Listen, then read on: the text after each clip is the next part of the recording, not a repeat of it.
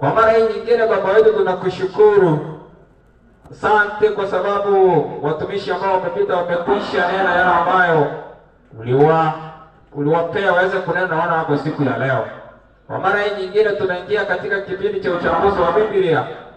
Baba wetu, kupitia Roho Mtakatifu nena na mtumishi wako ili anapozungumza asiweze kuonekana bali kupitia yeye uweze kuonekana. Maandiko yako ya nene, Roho wako Mtakatifu ufungue na uchae katika akili zetu ili tuweze kuyaelewa na zaidi yote tuweze kuyafanyia kazi. Ndilo ombi wao tumeomba tukiamini kupitia jina la Yesu Kristo.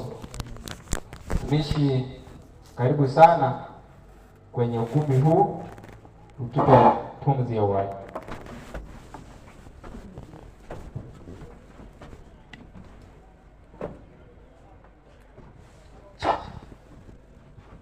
Hello. 2 1 2. Hello. Hello. Wana wa Mungu na wasalimu mjambo. Nataka kwa sababu niko mbali, kama unaniona hebu nipungie mkono. Naam, tunamshukuru Mungu kwa uhai na kwa uwezo ambao ametukirimia sisi kama wanadamu. Ni ukweli ya kwamba si kwa sababu ya nguvu zetu, bali ni kwa sababu ya neema ya Mwenyezi Mungu. Katika siku ya jana tuliweza kuangazia neno la Mungu na tuliweza kuona mambo mingi ambayo yameandikwa katika kitabu cha Mungu ambacho ni Biblia. Basi katika siku ya leo tutaenda kuangazia amri za Mungu. Amri za Mungu. Basi kabla ya mambo yote tupate dua. Mungu Baba aishiye juu mbinguni, tumekuja mbele zako wakati huu wanyenyekevu na wadhaifu wa kila namna. Baba, mimi ni mwanadamu na mwenye dhambi. Naomba ya kwamba unisamehe dhambi zangu na uweze kutuma Roho yako Mtakatifu aweze kuniongoza. Kwa maana mimi peke yangu siwezi kunena, bali naomba unipe maneno yako yanayotoka kwako ili niweze kusema na watoto wako. Kwa pamoja nasi hadi tamati, nimeomba katika jina la Yesu na kuamini. Amen. Jinsi ambavyo tumesema ni kwamba katika siku ya leo tunaenda kuangazia amri za Mungu. Basi katika ulimwengu wa Kikristo ama katika hata ulimwengu wa kawaida kuna amri ambazo zinaelekeza hata katika dunia. Kuna amri ambazo pia hata katika kule kwa familia ambazo zinafaa kuwa katika familia ili kusudi la familia liweze kuwepo. Hata watoto pale nyumbani wanapokuwa waweze kuishi kulingana na amri za nyumbani. Basi na Mungu pia, kwa sababu yeye ni baba yetu, basi pia yeye ameweza kutupa amri zake ili tuweze kufanya kulingana na mapenzi yake. Basi mtumishi wangu, katika siku ya leo naomba tusafiri katika kitabu cha Wakolosai 1:10. Tunasafiri moja kwa moja hadi kitabu cha Wakolosai. Wakolosai 1 mstari wake ni wa 10. Wakolosai 1 mstari wake ni wa 10. Mstari ule ni wa 10. Kitabu cha Wakolosai, Biblia inasema, naam, mwenende kama ulivyo wajibu wenu kwa Bwana. Mwenende kama ilivyo wajibu wenu kwa Bwana, mkimpendeza kabisa. Mkimpendeza kabisa. Mkizaa matunda kwa kila kazi njema. Mkizaa matunda kwa kila kazi njema. Na kuzidi katika maarifa ya Mungu. Na kuzidi katika maarifa ya Mungu. 11 inasema, tumishi, naam, ni Wakolosai 1 mstari wake ni wa 10. Kitabu ni Wakolosai 1 mstari wa 10. Naam. Mwenende kama ilivyo wajibu wenu kwa Bwana. Mwenende kama ilivyo wajibu wenu kwa Bwana. Mkimpendeza kabisa. Mkimpendeza kabisa. Mkizaa matunda kwa kila kazi njema. Naam. Na kuzidi katika maarifa ya Mungu. Na kuzidi katika maarifa ya Mungu. Fungu la 11. Naam. Mkiwezeshwa kwa uwezo wote. Mkiwezeshwa kwa uwezo wote. Kwa kadri ya nguvu na utukufu wake. Kwa kadri ya nguvu na utukufu wake. Mpate kuwa na saburi. Mpate kuwa na saburi. Ya kila namna. Ya kila namna. Na uvumilivu pamoja na furaha. Na uvumilivu pamoja na furaha. Kimshukuru Baba. Asante mtumishi. Naam, katika siku ya leo tumesema ya kwamba tunaangazia amri za Mungu. Tumishi, katika ulimwengu wa Kikristo tunapata ya kwamba kuna watu ambao wanasema ya kwamba amri za Mungu ziliishia wapi? Msalabani. Ziliishia msalabani. Basi katika siku ya leo tutapata kujua, je, ni kweli ama ni urongo? Tumishi wangu, ni ukweli ya kwamba hata Mungu mwenyewe aliweza kuiandika Biblia? Ni ukweli ama la? Aliandika. Hata Mungu mwenyewe aliweza kuandika amri zake kwa kidole chake mwenyewe. Basi tusome kitabu ni cha Exodus ama Kutoka 31:18. Kitabu ni Kutoka 31:18. Fungu la 8 Biblia inasema, naam, na meza. Kutoka 31. Kitabu ni Kutoka 31. 18 mtumishi. 18 samahani. Naam. Hapo Bwana alipokuwa amekwisha. Biblia inasema ya kwamba hapo Bwana alipokwisha kufanya nini? Kuzungumza na Musa. Kuzungumza na Musa katika mlima wa Sinai. Katika mlima wa Sinai. Akampa hizo mbao mbili za ushuhuda. Sasa Mungu akampa Musa hizo mbao mbili za nini? Ushuhuda. Za ushuhuda. Mbao mbili za mawe. Mbao mbili za mawe zilizoandikwa kwa chanda cha Mungu. Mtumishi, kilichoandikwa kwa nini? Chanda cha Mungu. Chanda cha Mungu, yaani kidole cha Mungu. Kweli. Basi wanadamu ambao wanaisikiliza sauti hii, ama mtu yeyote ambaye isikiliza sauti hii, basi Mungu mwenyewe aliandika amri zake. Na amri zake ni ngapi mtumishi? Amri ni 10. Tusome kitabu ni cha Kumbukumbu la Torati 4 mstari wake ni wa 13. Kitabu ni Kumbukumbu la Torati 4 mstari wake ni wa 13. Samahani, niweza kufika pale. Kitabu ni Kumbukumbu la Torati 4. Naam.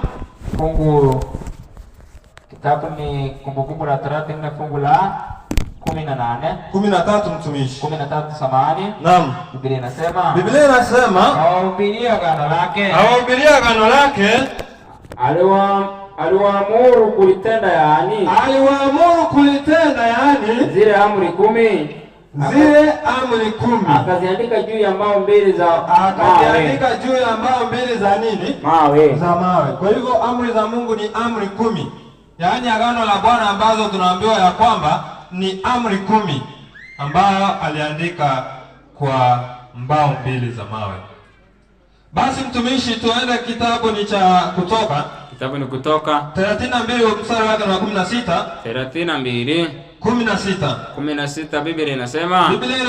Na zile mbao zilikuwa kazi ya Mungu. Tunaambiwa ya kwamba na zile mbao ambazo ziliandikwa amri 10 za Mungu zilikuwa kazi ya Mungu. Nayo maandiko yalikuwa maandiko ya Mungu. Nayo maandiko yalikuwa maandiko ya nani? Ya Mungu. Hayo ni maandiko ya Mungu. Yaliyochorwa katika zile mbao. Yaliyochorwa katika nini? Zile mbao. Katika zile mbao. Naam. Tumishi, sasa kuna wale watu ambao wana confuse kati ya amri za Mungu na kuna zile amri Musa alizoziandika kwenye kitabu. Basi tusome kitabu ni cha Wafalme wa Kwanza. Kitabu Wafalme wa Kwanza, 1 Kings 8:9.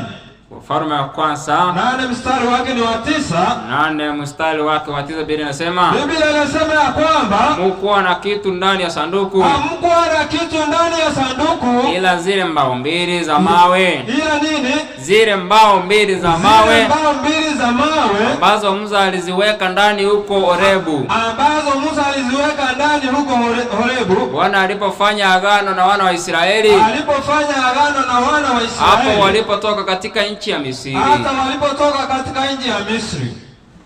Tumishi wangu. Naam. Kwa hivyo tumeambiwa katika Biblia ni nini ambacho kilikuwa katika sanduku la agano? Mbao mbili za mawe. Mbao mbili za nini? Mawe. Basi tuende katika kitabu cha Kumbukumbu la Torati 31. Kitabu ni Kumbukumbu la Torati 26. 31 aya ile yake 26. Kuanzia 24 mtumishi. Tuanze na 24. Biblia inasema, Biblia inasema ya kwamba basi ikawa hapo Musa alipomaliza kuandika maneno ya Torati. Sikia wa Mungu, basi wakati Musa alipomaliza kuandika hayo maneno ya nini? Ya Torati. Hayo maneno ya Torati, nataka tusikilize vizuri zaidi. Naam. Basi ikawa hapo Musa alipomaliza kuandika maneno ya Torati katika chuo. Kuandika maneno ya Torati hiyo katika chuo. Chuo ni nini mtumishi? Chuo. Naam. Ni kitabu. Kuendelea katika lugha nyepesi. Naam. Hata yakaisha. Naam. 25 inasema, ndipo Musa akawaamuru Walawi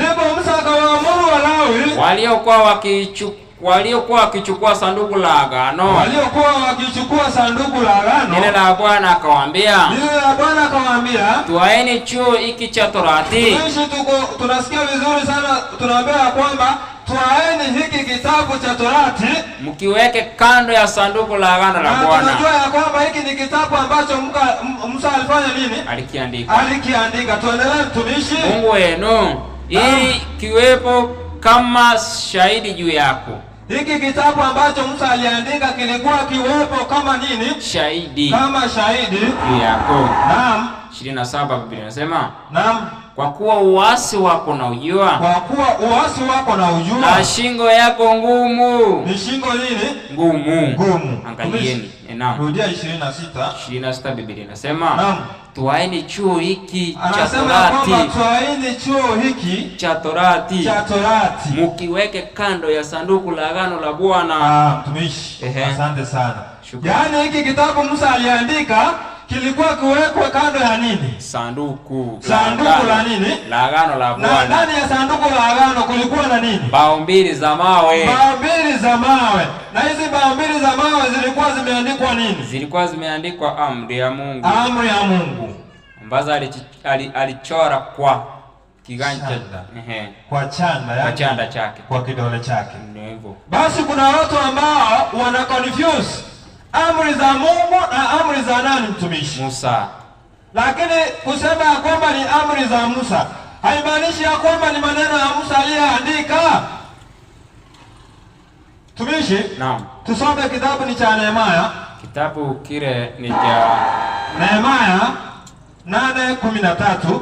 Kitabu ni Nehemia 8:13. Fungu ama haya ile ya 13 Biblia inasema, naam, hata siku ya pili. Tunaambiwa hata siku ya pili wakuu wa mbali za mababa za watu wote, naam, na makuhani na Walawi wakakusanyika.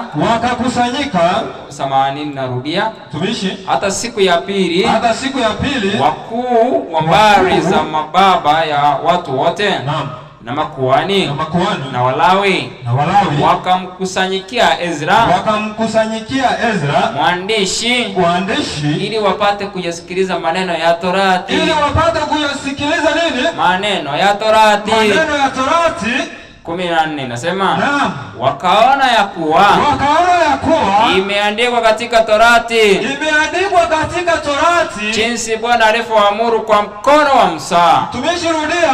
Biblia inasema, wakaona ya kuwa imeandikwa katika Torati jinsi Bwana alivyoamuru kwa mkono wa Musa. Wa Musa. Yale maneno ya Musa nani aliamuru? Ni Mungu. Ni Mungu aliamuru kupitia mkono wa nani? Wa Musa. Kupitia mkono wa Musa.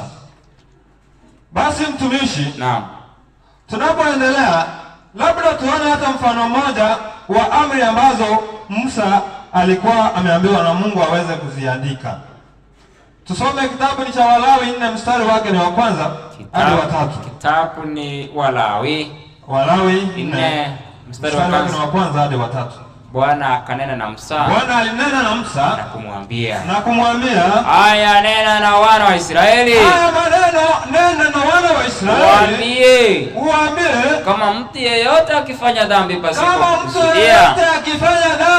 pasipo kukusudia, katika neno lolote ambalo Bwana amelizuiliwa lisifanywe,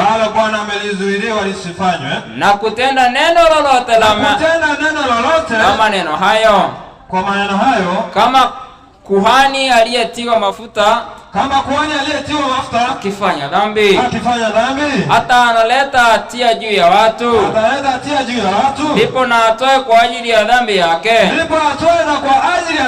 aliyoifanya, na kumsongeza kwa Bwana ng'ombe mume mchanga mkamilifu. Kwa hivyo mtumishi, kuna matoleo ukifanya dhambi katika zile zama ama katika amri za Musa. Wakati unafanya dhambi unachukua nini? Kuna sadaka ya dhambi. Kuna sadaka ya dhambi ambayo ilikuwa ni sadaka gani? Ambayo Biblia imenena ikasema, naam, ng'ombe mume mchanga ambaye ni mkamilifu. Ambaye ni mkamilifu. Yaani hizi zilikuwa zinaitwa ceremonial laws. Tumishi. Naam. Si ndivyo?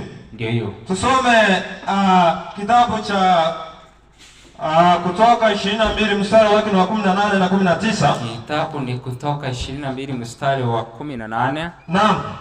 18 Biblia inasema, 18 inasema, usimwache mwanamke mchawi kuishi. Sikia basi amri ya Musa jinsi ambavyo ilikuwa inasema, usimwache nani? Mwanamke mchawi kuishi. Usiache mwanamke mchawi kuishi. 19 inasema, mtu awaye yote alalaye na mnyama sharti atauawa. Mtu alalaye na mnyama sharti atafanya nini? Atauawa. Ilikuwa katika zile zama mtu akifanya dhambi anauawa. 20 inasema, mtu atakayemchinjia sadaka Mungu yeyote,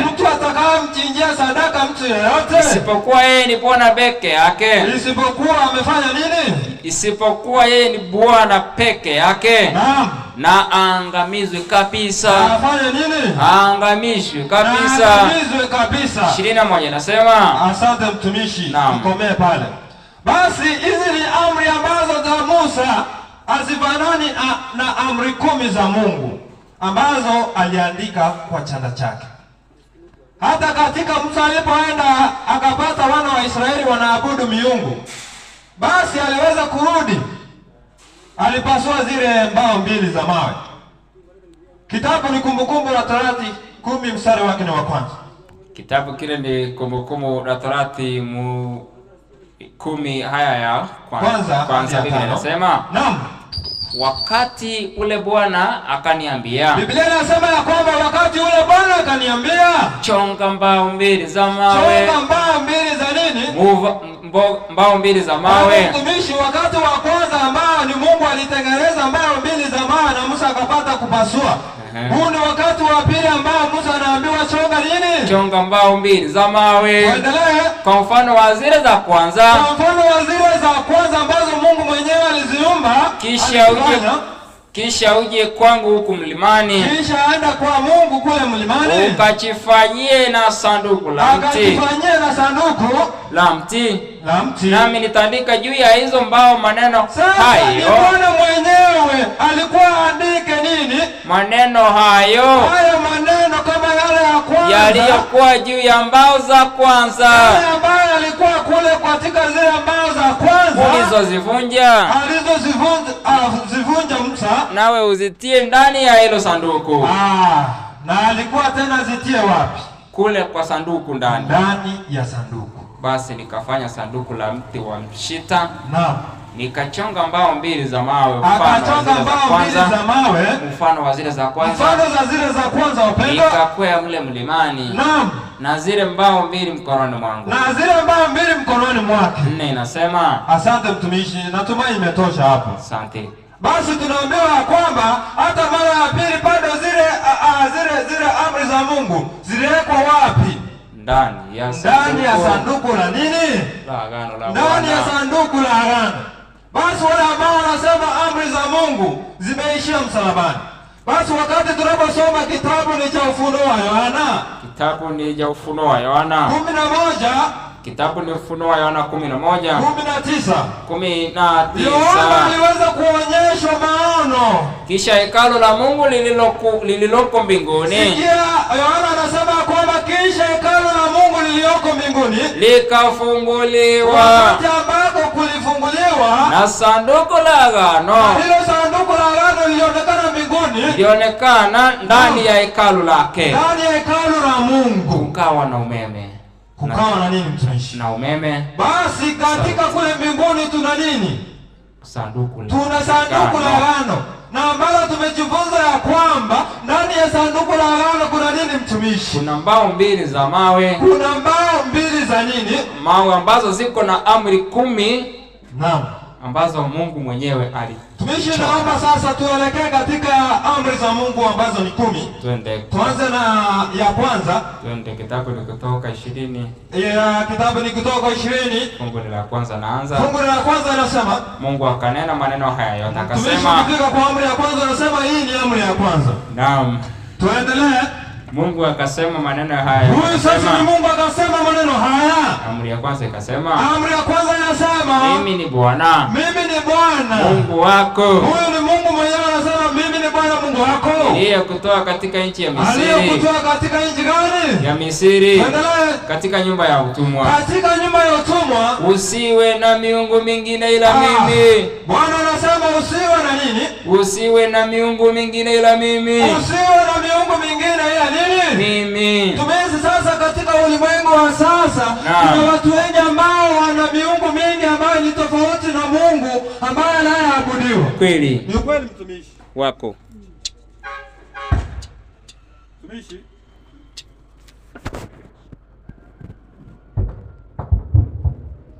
Twende mtumishi. 1 2. Mtumishi. Tuko sawa, twende. Biblia inasema ya kwamba soma amri ya kwanza. Usiwe na miungu mingine ila mimi. Mungu mwenyewe anasema usiwe na miungu mingine ila mimi. Kwa hiyo katika ulimwengu wa sasa kuna watu ambao wana miungu mingine tofauti na Mungu Mwenyezi. Kweli. Naam. Tusome kitabu cha Warumi 6:16. Kitabu ni cha Warumi 6:16. Kitabu kile cha Warumi 6:16. 16 Biblia takatifu inasema. Biblia takatifu inasema. Naam.